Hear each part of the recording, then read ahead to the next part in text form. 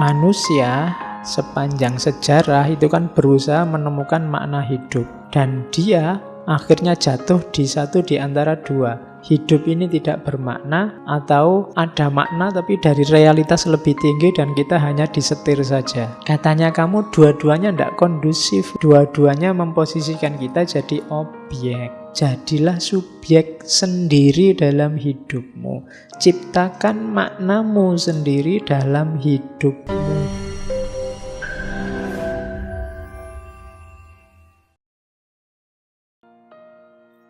Langsung ke tema utama, absurditas. Katanya kamu, at any street corner, the feeling of absurdity can strike any man in the face. Dimanapun di sudut-sudut jalan, feeling of absurdity, merasa absurd itu bisa menampar wajah siapapun. Merasa absurd itu merasa hidup ini tidak jelas ya. Itu merasa absurd. Hidup ini mau apa sih? Itu merasa absurd. Aku kayak gini ini buat apa sih? Itu merasa absurd kamu. Tidak jelas. Coba bertanya, apa tujuan hidup ini? Apakah hidup ini ada maknanya atau tidak? Gunanya apa aku di alam semesta ini? Kamu akan jatuh pada absurditas, katanya kamu. Jawabnya susah terus tidak jelas. Para filosof sebelum kita itu sudah mati-matian pengen jawab, tapi tidak ada jawaban tuntas. Jawaban-jawaban itu hanya hebat di teori, hebat di buku-buku. Kita belajar ratusan konsepnya para filosof, rasanya ya berhentinya di ajaran mereka saja. Hidup kita ya gini-gini saja. Itu contoh gambaran betapa absurdnya hidup ini. Coba kamu tanya, kenapa kamu ngaji? Tujuannya apa? Hasilnya apa? Yang kamu dapat apa? Nanti kan jadi absurd. Tidak jelas. Mungkin ikut-ikutan, mungkin pingin pinter, mungkin itu tidak jelas. Muter yang tidak jelas itu absurd. Kayak orang tuamu bekerja mati-matian biar kamu bisa kuliah. Setelah kamu kuliah, targetnya kan terus kamu kerja, terus kamu mati-matian kerja demi anakmu lagi biar anakmu bisa kuliah juga. Terus anakmu juga dia dapat pekerjaan mati-matian bekerja demi anak. Nah nanti ya ngapain bulet? Semuanya berkorban demi anaknya. Lo yang sukses terus siapa? Itu kan absurd. Tidak jelas. Nah, itu yang disedihkan oleh kamu. Jadi katanya kamu, hidup kita ini tidak pernah kita minta, tidak pernah kita harapkan, tiba-tiba seperti ini. Kalau di bukunya kamu itu analoginya kayak bola. Bola itu kita tendang ke selatan, kadang ya jatuhnya malah ke timur. Apalagi yang main timnas. Ayo. Sudah diramal kalah, menang. Diramal menang, kalah. Bingung. Loh, tapi memang hakikatnya permainan bola kan begitu. Dan hidup kita kan juga begitu. Kita merancang kayak gimana, hasilnya apa. Jadi ada jarak antara ideal-ideal yang kita canangkan dengan kenyataan. Toh terus kita mati-matian memegangi ideal kita. Itu namanya absurd, katanya kamu. Oke.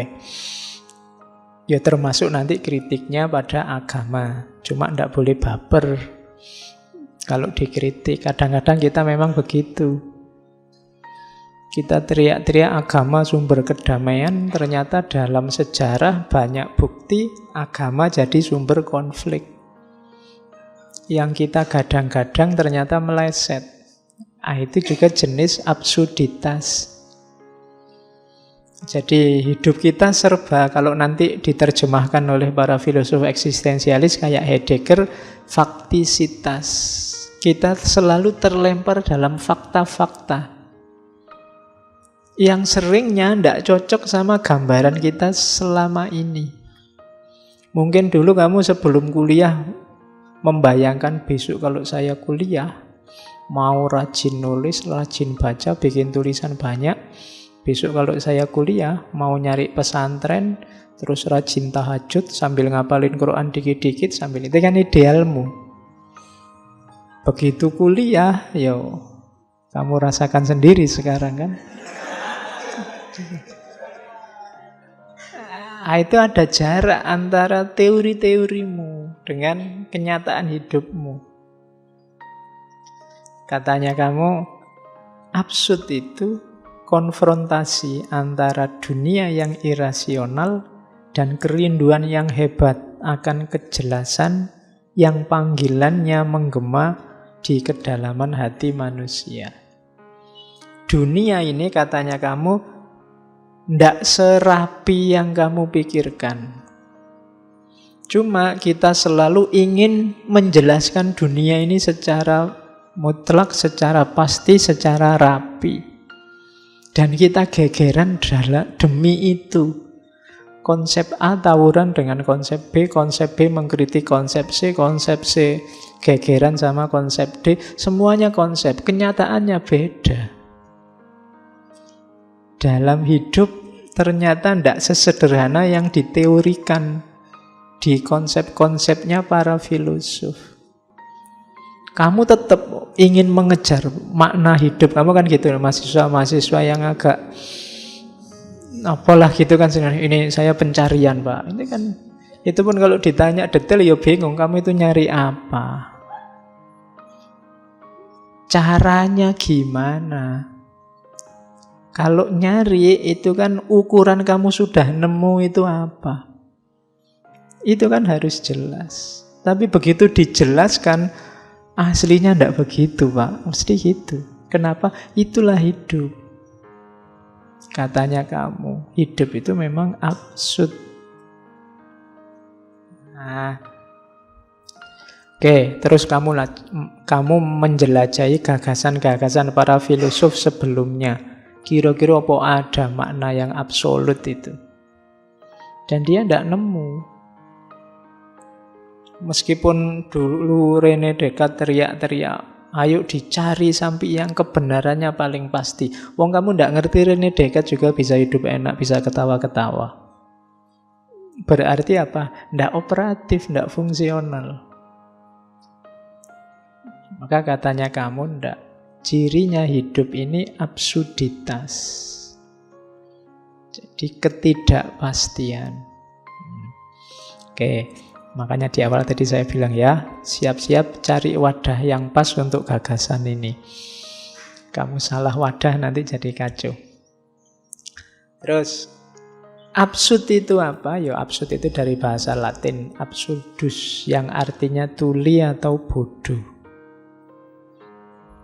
Yang seperti rumusannya kamu tadi, konflik antara kecenderungan manusia untuk mencari nilai dan makna dalam hidup melawan kenyataan bahwa tidak mungkin orang bisa ketemu makna dan nilai pasti mutlak hakiki dalam hidup. Bukan tidak mungkin secara logik katanya kamu, tapi tidak mungkin secara human. Kenapa? Kita ini manusia. Kalau pakai bahasa agama mungkin manusia itu terbatas. Tidak mungkin dia ketemu yang tidak terbatas, yang mutlak, yang ultimate. Humanly impossible. Secara manusiawi tidak mungkin, tidak cuma secara logika. Jadi nanti akhirnya dikenal aliran absurdisme. Satu aliran filsafat yang menyatakan bahwa upaya manusia untuk menemukan makna Ya terserah istilahnya apa, makna batin lah, makna dalam lah, makna yang tinggi lah, ultimate lah, puncak lah, monggo, tapi pasti akan gagal. Tidak akan ketemu. Sehingga sifatnya absurd. Ya kayak tadi, absurd itu hanya dalam konsep. Canggih kalau didengarkan, rapi kalau dipahami, tapi dengan kenyataan itu selalu ketemu pengecualian-pengecualiannya. Karena dunia ini kayak orang main bola. Bola itu arahnya kemana, datangnya dari mana, tidak bisa diramal. Oke, tidak jaminan kalau Barcelona melawan PSS Sleman misalnya pasti menang Barcelona. Itu tidak jaminan. Ya kalau Allah menghendaki kan gitu maumu kan. Jadi ya bisa aja yang menang PSS. Mungkin Barcelona ini tadi bingung iki bal-balan opo gini. Terus dia malah kalah. Bisa begitu. Hidup ini absurd memang. Jadi tidak usah kaget kalau klub idolamu yang kamu jago-jagokan kok kalah. Alasannya gampang. Ya hidup ini memang absurd. Ya. Jadi santai saja, kamu tidak perlu galau. Oke. Nah, tadi kan feeling. Absurd itu yang kamu rasakan. Dari mana sih munculnya perasaan absurd itu? Yang pertama, konflik tadi ya, antara dunia manusia dengan pikirannya dan situasi dia yang tidak bisa lepas dari dunia. Kamu punya ideal-ideal. Sementara kamu tidak bisa lepas dari kenyataan hidupmu yang tidak cocok sama ideal yang kamu canangkan. Toh kamu tetap mati-matian berpegang pada ideal-idealmu. Ah, itu namanya absurd. Jadi ada clash antara cita-citamu dengan kenyataan. Pinginmu sih jadi dokter, kok yo daftar kuliah keterimanya di UIN Usuluddin misalnya. Itulah tabrakan sama sekali itu. Iya, wis ndak bisa gimana lagi, Bu. Kamu ngotot yang penting saya jadi dokter apa ya bisa. Ya paling mentok dadi dukun. Iya. Loh itu yang disebut absurd oleh ya. Kita kan inginnya ya contoh gampang misalnya sistem pemerintahan kita pakai demokrasi biar A, B, C, D. Nanti mungkin banyak anomali dalam kenyataannya. Dan itu biasa karena memang dunia itu absurd. Enaknya hidup itu gini loh Pak, bla bla bla bla. Tapi dalam kenyataannya pasti nanti geser, tidak sesederhana itu. Itulah nanti dari situ muncul perasaan absurd. Yang kedua, absurd itu bisa terletak pada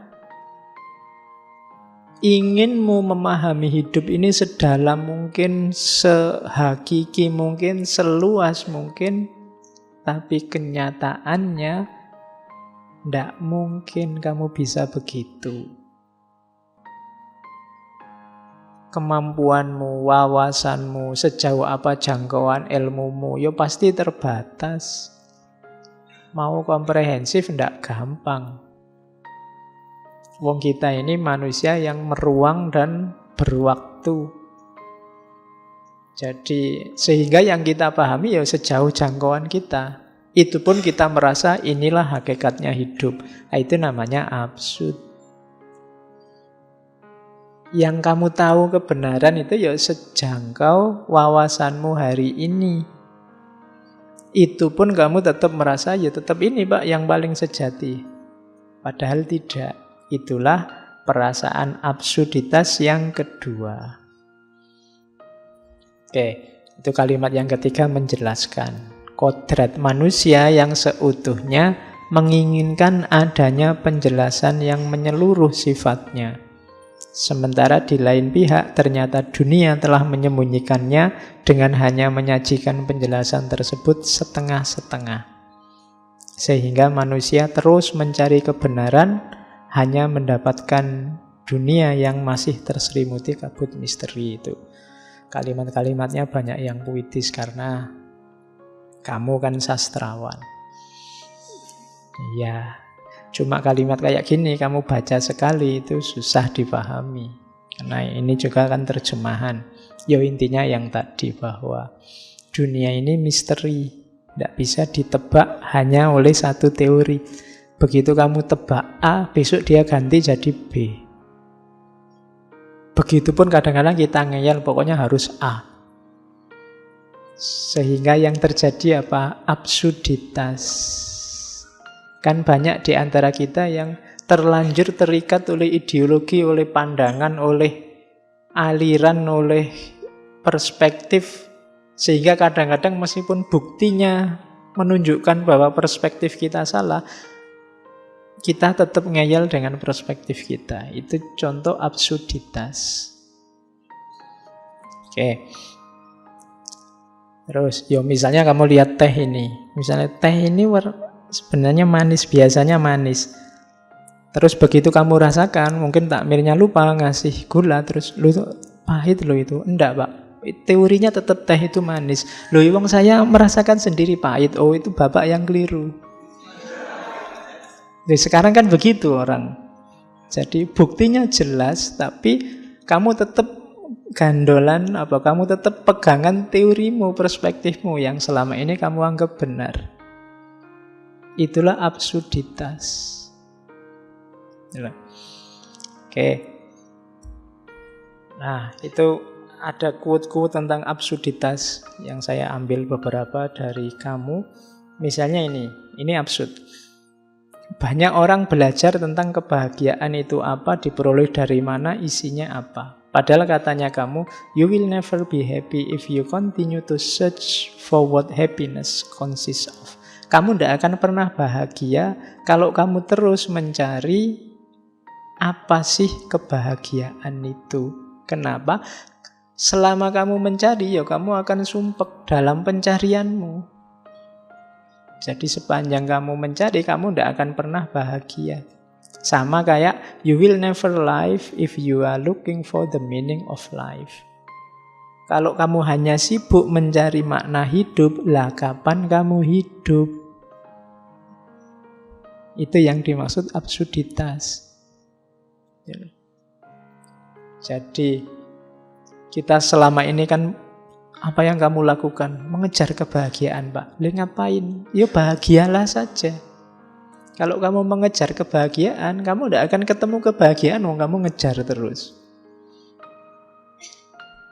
Dia tidak hilang misalnya. Tinggal kamu nikmati saja.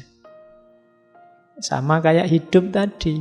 Kamu kok repot banget nyari maknanya apa, artinya apa, hakikatnya apa. Mbok sudah hidup gitu aja kan selesai. Nah, itu maunya kamu. Itu contoh betapa absurdnya kita. Bahkan kadang-kadang katanya kamu nobody realize. Tidak banyak orang yang sadar bahwa banyak orang menghabiskan sangat banyak energi untuk jadi normal. Itu kan dikritik. Untuk jadi orang biasa saja, jadi manusia yang normal, itu kadang-kadang kita menghabiskan banyak sekali energi. Banyak orang yang menghabiskan daya, tenaga, waktu, pengen jadi apa? Pengen jadi manusia yang sejati, Pak. Manusia yang sejati aja kok repot-repot. Ya mbak, kamu hidup aja sebagai manusia selesai. Tapi energi kita habis untuk mengejar cara jadi manusia yang normal. Kayak SpongeBob itu kan, ada ketika dia pengen jadi normal malah sumpek sendiri. Iya, jadi usahamu untuk jadi orang normal itu membuatmu jadi aneh. Harus kamu biasa saja jalani hidup seperti adanya sudah normal. Tapi kan kamu terus bikin standar-standar tentang kenormalan. Normal itu gini loh Pak, orang waras itu gini. Dan kamu kejar itu. Jadi energimu banyak habis untuk sesuatu yang tinggal kamu jalankan. Oke, itu kritiknya kamu. Itu ada yang ketiga saya bawa. Manusia selalu jadi korban dari kebenarannya. Begitu dia mengakui satu kebenaran, begitu dia memeluk satu kebenaran, maka saat itu juga dia memasang belenggu dalam hidupnya. He cannot free himself from them. Itu blundernya manusia. Hidup dalam absurditas. Oke, kita selama ini berputar-putar hanya untuk kembali ke ranah normal. Mencari makna hidup yang sejati. Hidup tinggal dihidupi, selesai. Ingin jadi normal, ya kamu nggak usah ngapa-ngapain, itu sudah normal. Tapi kamu nambah-nambah ideal sendiri, nambah-nambah standar sendiri yang bikin hidupmu susah. Itulah absurdnya manusia. Bikin aturan-aturan sendiri, nanti kalau sudah direpotkan oleh aturan, gegeran sendiri. Terus setelah itu aturannya dihapus sendiri, bikin aturan baru lagi gantinya, terus gegeran lagi, terus dihapus lagi, ganti. Kan selalu begitu. Energi kita habis dalam absurditas. Nah, itu kritiknya kamu. Terus nanti dia menggambarkan hidupnya manusia itu lewat mitologi Yunani. Jadi ada dewa namanya Sisyphus. Sisyphus ini putra Raja Aeolus. Oke, dia ini rada nakal. Banyak melakukan kejahatan, tapi terus dihukum oleh dewa-dewa, oleh Zeus, dimasukkan neraka. Di neraka pun dia masih nawar. Satu ketika dia ingin, mbok sekali-sekali saya main ke bumi. Masa disiksa terus, nggak bosan mau nyiksa saya. Nah, terus dikasih cuti sebentar ke bumi. Cuma begitu ngalami indahnya bumi lagi, dia nggak mau kembali. Lebih enak di bumi daripada disiksa di neraka, ya mesti wae. Dia tidak mau kembali. Wah, dewa-dewanya semakin marah, akhirnya dikasih hukuman yang paling menyakitkan. Hukumannya itu mendorong batu ke atas. Batu ini kalau sampai atas akan jatuh ke bawah lagi. Kan kayak gunung itu dia gelinding ke bawah lagi, harus diambil lagi, dinaikkan lagi. Dan nanti akan jatuh lagi, harus diambil lagi, dinaikkan lagi. Pokoknya susah payah naik, sampai atas gelinding ke bawah, jatuh. Dan hukumannya itu sampai akhir zaman dia harus gitu terus. Pokoknya tidak ada akhirnya, gitu terus. Nah, ini yang oleh kamu disebut absurditas. Hidup kita itu kayak gitu, sudah capek-capek mendorong ke atas, nanti gelinding ke bawah. Kita turun lagi, kita dorong lagi ke atas, gelinding lagi ke bawah. Muter di situ terus. Katanya siapa, kita ini progres, wong bolak-balik. Problem zaman dulu sekarang lahir lagi dengan kemasan berbeda, isinya sama. Zaman dulu sudah debat tentang bentuk negara syariah ada di mana. Sekarang ya debat itu lagi.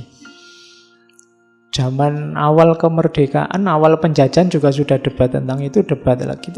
Jadi kita ini sering kayak Sisyphus, muter bolak-balik. Tadi pagi saya diskusi tentang Bung Hatta itu, ada yang bilang, wah pikirannya Bung Hatta itu hebat ya, sampai hari ini masih relevan.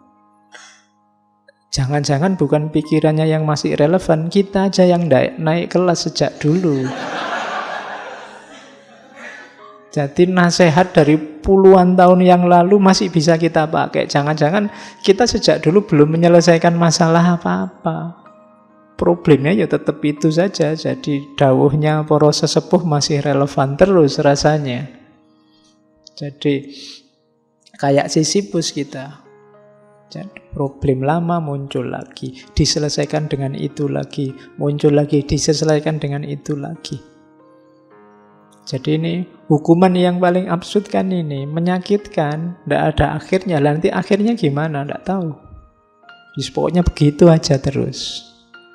Nah, itu mitosnya dikenal sebagai mitos Sisyphus. Katanya kamu, itulah harga yang harus dibayar manusia demi gairahnya hidup di bumi. Cuma ini terus solusi dari kamu. Kita mulai ya, lihat solusinya. Sisyphus ini tidak stres meskipun dihukum semacam itu. Beda sama Prometheus. Prometheus itu dewa juga yang dihukum juga kayak Sisyphus. Cuma Prometheus ini diikat di atas gunung, terus nanti ada burung pemangsa datang merobek-robek perutnya, terus perutnya hancur, burungnya pergi, yang hancur utuh lagi. Nanti didatangi burung lagi, dimakan lagi, terus burungnya pergi, utuh lagi. Itu hukumannya Prometheus. Jadi perutnya itu habis, ada lagi, habis, ada lagi. Mungkin yang stres malah burungnya. Dia harus bolak-balik, sudah dimakan ada lagi, dimakan ada lagi. Cuma kabarnya kalau Prometheus ini dia stres. Dia pinginnya aku mati saja daripada gini. Beda sama Sisyphus. Sisyphus ini meskipun dihukum seabsurd itu, dia menikmati. Di gambarannya kamu, dahsyatnya Sisyphus, dia masih bisa tersenyum. Bayangkan Sisyphus ini bahagia. Ayolah, kalau cuma ngangkat batu, ayo. Jatuh, ya diangkat lagi. Jatuh lagi, ayo diangkat lagi. Gitu aja kok dibikin repot. Ya. Jadi itu solusinya dari kamu, nanti kuncinya di situ. Oke. Nah, makanya pertanyaan besarnya kamu tentang Sisyphus itu kalimatnya bagus. Should I kill myself or have a cup of coffee? Kalau aku sumpek kalau hidup ini absurd, terus apa aku harus bunuh diri atau ayo ngopi saja? Loh, kan sekarang kan kamu sering pakai ini, alah daripada sumpek ngopi aja yuk. Kan gitu. Jadi iya sih, hidup ini absurd, hidup ini sumpek, hidup ini ruwet. Ngopi aja yuk, ngapain dibikin ruwet. Makanya pertanyaannya kamu, should I kill myself? Apa aku harus bunuh diri? Kan enggak toh. Meskipun hidup ini absurd, hidup ini rumit, hidup ini sumpek, nikmati saja. Kan bahasa lainnya itu. Jangan stres, jangan sumpek. Nah, jadi kalimat ini boleh kalian tulis besar-besar di kamarmu. Kamu kan sering sumpek. Ya, kalau kamu sumpek masuk kamar, aku harus bunuh diri apa ngopi saja. Ya. Nanti mau ngopi, loh kok duitnya habis, bunuh diri saja. Ya. Oke. Nah, katanya kamu, ya memang ketika berhadapan dengan absurditas, orang kan ketemu 3 hal ini. Ada orang yang putus asa, terus suicide, bunuh diri. Bagi kamu ndak, bunuh diri itu pengecut. Ndak berani menerima tantangan. Jadi langkah pertama sangat tidak direkomendasi. Jadi jangan bunuh diri eman-eman. Ya kan, masih banyak yang bisa dimanfaatkan dari dirimu dalam hidupmu, macam-macam. Jangan bunuh diri. Maknai sendiri hidupmu, tidak apa-apa. Yang kedua, banyak juga yang ini cuma katanya kamu kurang maksimal. Namanya leap of faith. Nyari sandaran. Ya, kalau bahasanya kamu, biasanya kan orang terus lari ke agama, lari ke kepercayaan. Itu bahasanya kamu bunuh diri filosofis. Bunuh diri filosofis itu, sudahlah aku ndak usah mikir ruwet-ruwet tentang hidup, wis pasrah saja. Itu namanya bunuh diri filosofis. Kamu halangi dirimu untuk jangan mikir lagi, jangan sumpek-sumpek lagi, jangan merancang-rancang apa-apa lagi, pasrah saja 100%. Nah, ini kalau menurut kamu namanya bunuh diri yang filosofis, yang dibunuh akalnya, yang dibunuh intelijensinya. Nah, itu juga tidak direkomendasi. Jadi jalan yang kedua, menolak kemampuan individu untuk mencari makna secara rasional. Ndaklah, jangan buat pelarian. Ya, nanti agama jadi pelarian, Tuhannya jadi kambing hitam. Kalau ada apa-apa terus, ini kan sudah ditentukan oleh Tuhan. Itu namanya Tuhannya jadi kambing hitam. Ini tidak direkomendasi oleh kamu. Kamu maunya yang ketiga. Akui saja bahwa hidup ini memang absurd. Langkah pertama itu, terima saja absurditas itu. Itulah valid solution yang pertama. Kalau kamu tidak mengakui, tidak mau menerima absurditas, itu kayak kamu orang yang tidak berani menghadapi kehidupan. Kan kehidupan tadi cirinya absurd. Karena memang hidup itu cirinya absurd, kalau kamu lari dari absurditas tadi, kayak kamu lari dari hidup. Kayak Prometheus tadi, wis minta mati saja. Beda sama Sisyphus, dia bisa menikmati, tidak apa-apa. Loh, saya dihukum, iya wis ayo sini dihukum, tidak apa-apa. Dinikmati saja, ngelinding ke batu ke atas, jatuh lagi, ya diambil lagi. Yang penting kan tidak mati, dia hidup terus. Bisa menaik turunkan batu. Nah, jadi pertama-tama langkah yang valid menghadapi absurditas itu katanya kamu terimalah. Nggak usah disangkal.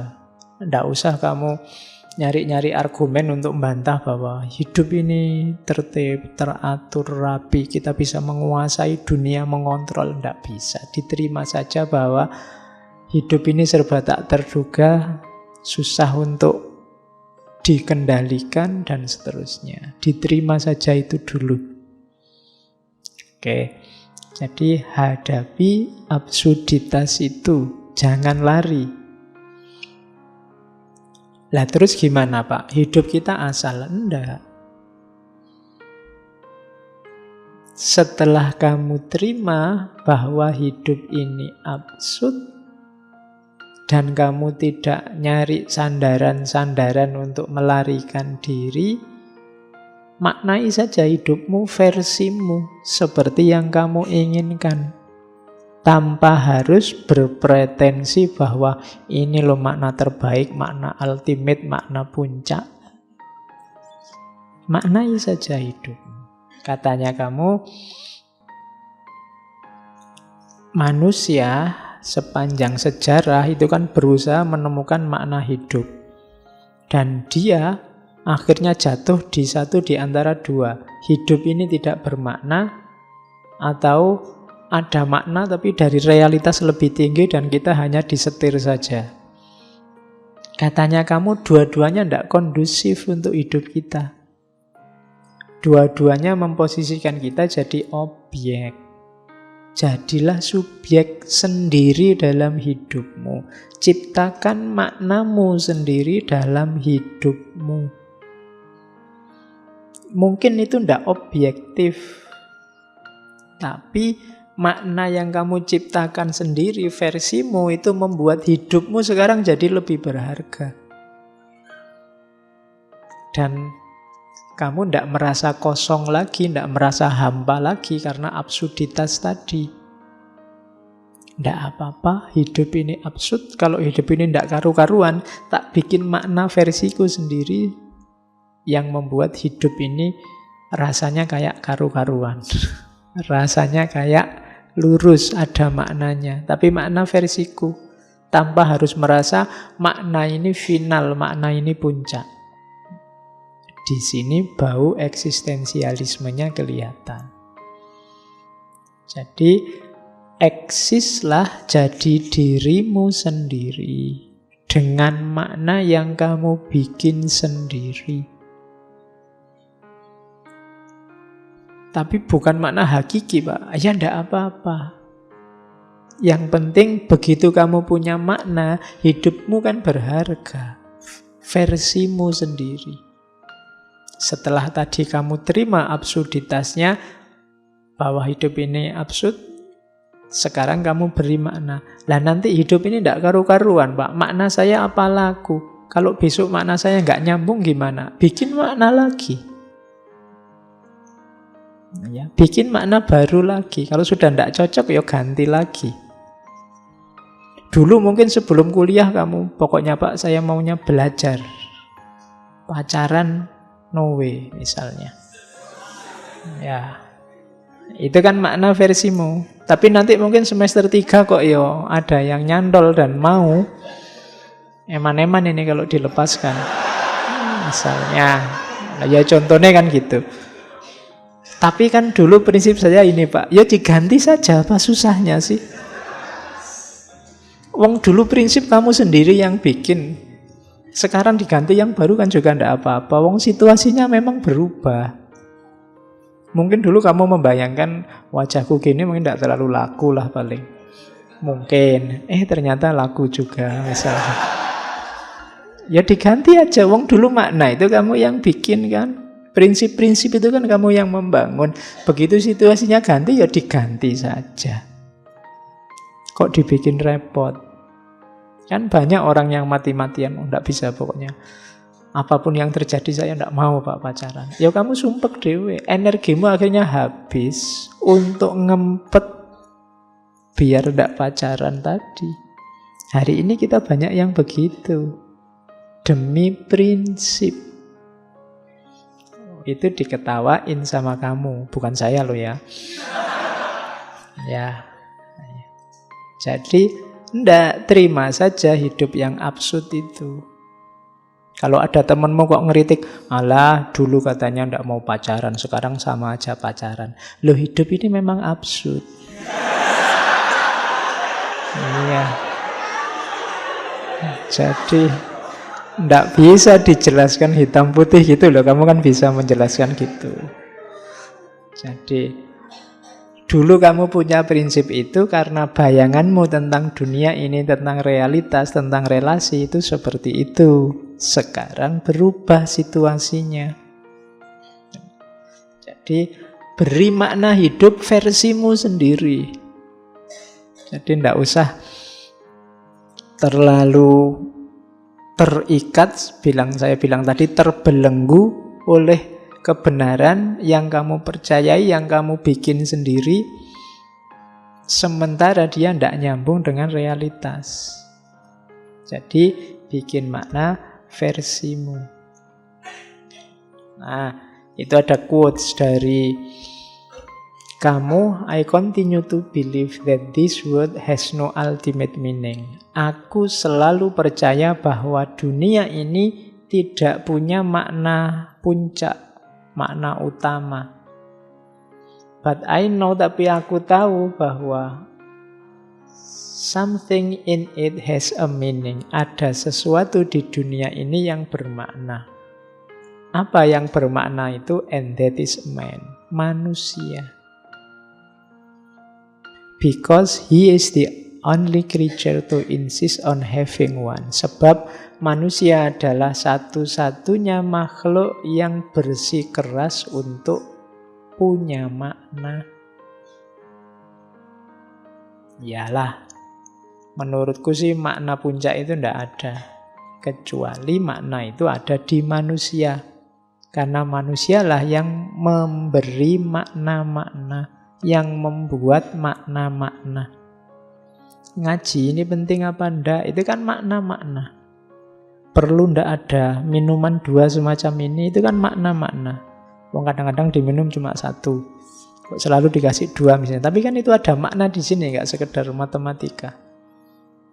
Jadi yang punya makna-makna siapa? Manusia.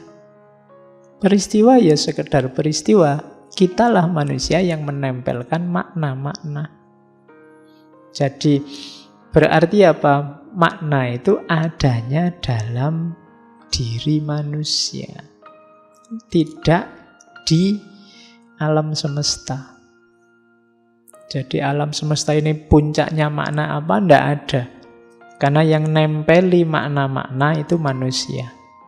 Ya sama tadi dulu kan waktu kita belajar filsafat bahasa semiotik itu kan, bahwa manusia itu makhluk yang bermain dengan tanda, dengan makna. Warnanya merah dimaknai berhenti, warnanya hijau dimaknai kualik ya. Merah berhenti, hijau jalan, ya bener. Ya kadang-kadang sambil ngantuk ngomongnya kebalik. Cuma nanti dalam konteks yang berbeda, merah dimaknai berani, ya kan? Sementara kuning dimaknai kematian misalnya, putih juga ada orang meninggal misalnya. Itu kan yang ngasih makna manusia. Barangnya sih cuma bendera warna putih, tapi kadang-kadang dimaknai ada orang meninggal. Kadang-kadang kalau di sirkuit balapan ya berarti ada tabrakan. Kalau kan selalu begitu. Kalau lagi perang itu maknanya menyerah kan gitu.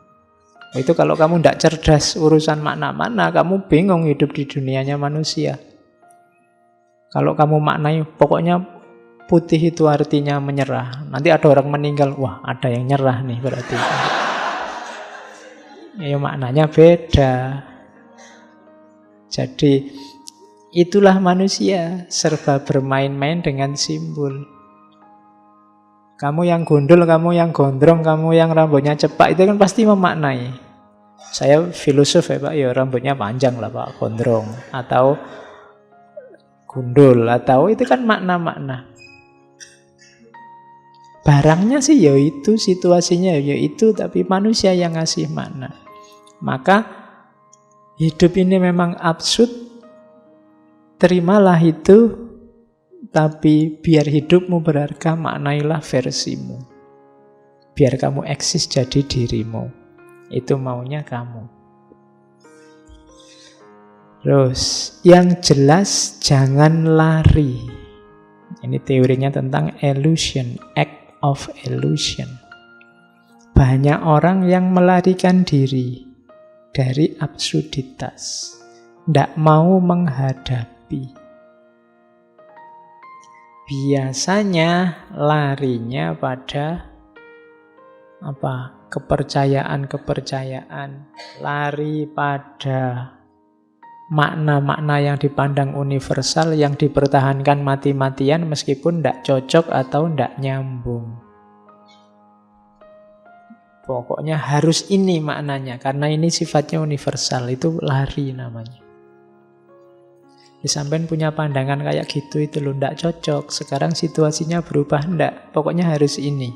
Nah itu namanya lari, tidak berani menghadapi kenyataan. Dan kalau orang lari dari absurditas, katanya kamu berarti dia ndak akan sanggup menghadapinya. Lari itu bisa macam-macam, ke agama, ke filsafat, ke tradisi, ke budaya.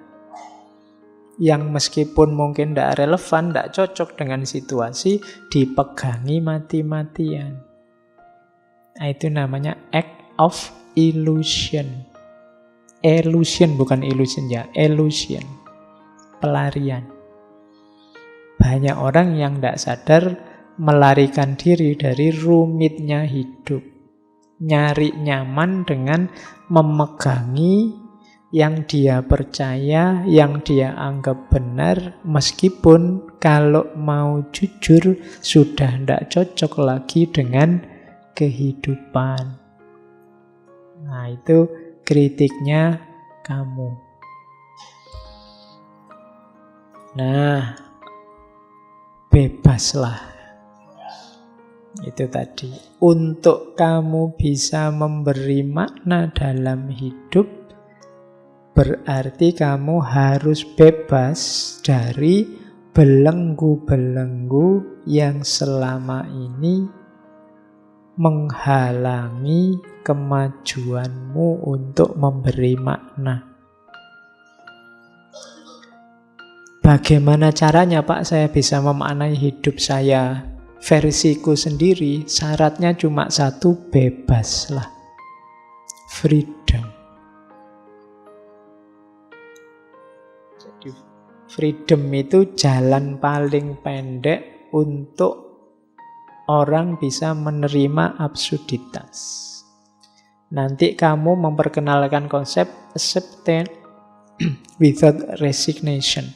Menerima tanpa menyerah. Jadi menerima tanpa menyerah itu, iya, saya terima hidup ini absurd, tapi aku tidak akan menyerah menghadapi absurditas itu. Aku akan memberi makna. Aku akan merancang hidupku, memutuskan pilihan-pilihanku sendiri. Jadi disitulah kuncinya kebebasan. Rahasianya bebas itu apa? Berarti orang melepaskan diri dari kungkungan absurditas hidup untuk memutuskan memberi makna sendiri terhadap hidupnya. Itulah freedom. Ya tinggal kamu cermati hidupmu, kira-kira yang sangat membelenggu apa? Yang tidak relevan, yang kamu anggap benar dalam hidupmu apa? Yang tidak cocok apa? Dievaluasi. Jadi kalau Pak sudahlah Pak, biar jalan saja. Wong memang hidup ini absurd, biarkan saja saya ikuti absurditas itu, berarti namanya menyerah. Tidak boleh. Absurditas terimalah, tapi jangan menyerah. Ya kayak kamu misalnya berkaca terus, oh ya saya terima Pak wajahku kayak gini, tapi aku tidak menyerah. Ya tidak menyerah itu maksudnya kalau aku mau berjuang berusaha nanti hasilnya juga. Nah itu namanya acceptance without resignation. Jadi menerima tapi tidak nyerah. Ya saya terima Pak IP saya jelek, tapi saya tidak menyerah. Saya akan berusaha gimana caranya biar tidak DO misalnya. Nah, itu namanya acceptance without resignation. Atau kok seandainya DO, saya akan memaknai secara berbeda. Nah, loh iya, saya terima DO-ku tapi DO bukan segala-galanya misalnya. Loh iya, emangnya hidup ditentukan oleh IP ijazah kan tidak. Ya, yo nomor satu nasib. Oke. Ya, kalau pas nasibnya jelek terus dimaknai saja sebagai tantangan. Kasih makna baru nanti. Oke. DO kan membebaskan dirimu dari banyak tanggung jawab.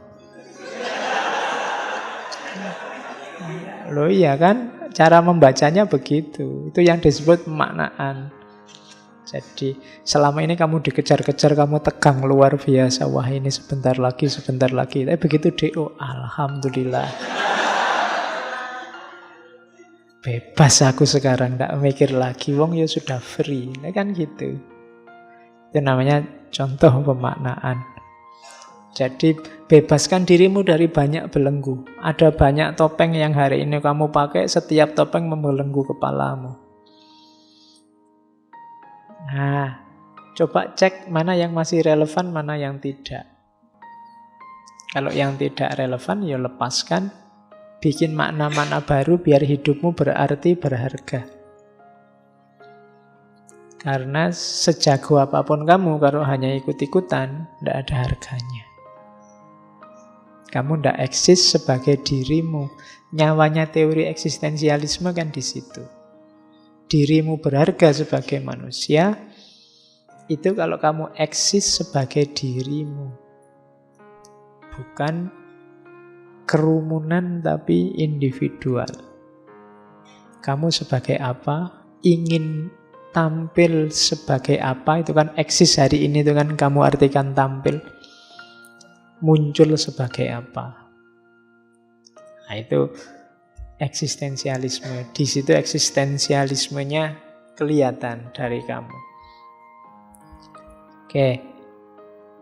The only way to deal with an unfree world is to become so absolutely free that your very existence is an act of rebellion.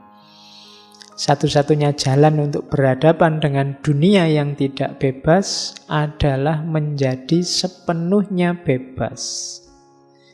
Sehingga hidupmu, keberadaanmu, hakikatnya adalah tindakan pemberontakan.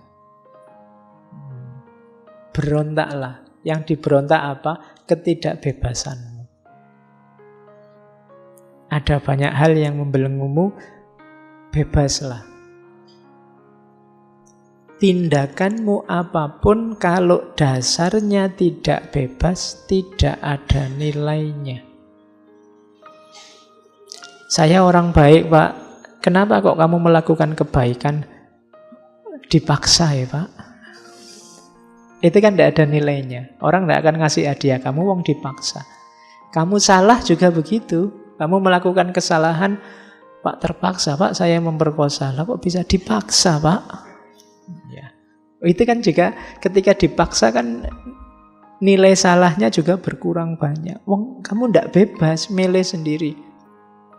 Kalau boleh milih, kamu tidak akan memperkosa. Tapi karena dipaksa, ya terpaksa diperkosa.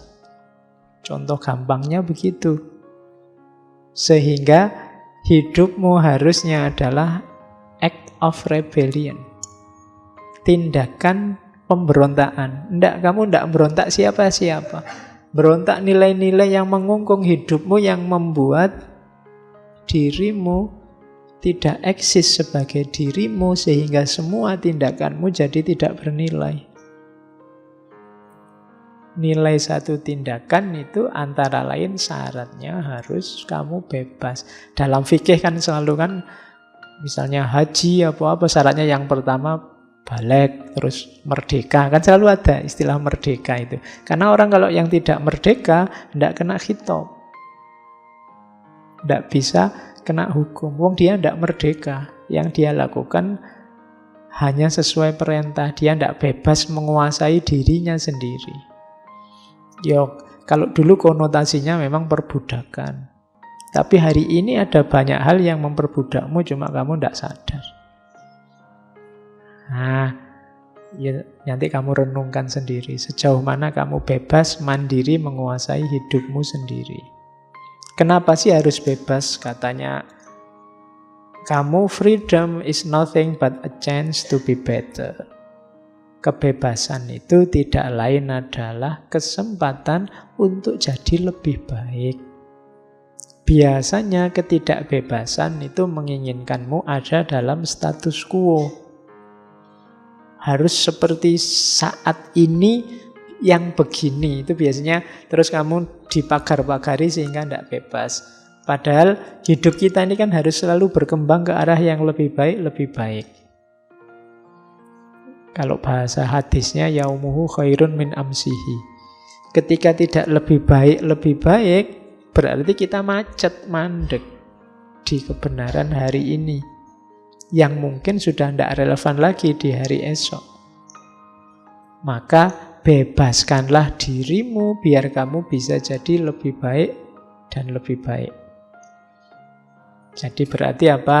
Syaratnya untuk eksis kemudian menghadapi absurditas itu adalah kebebasan dirimu.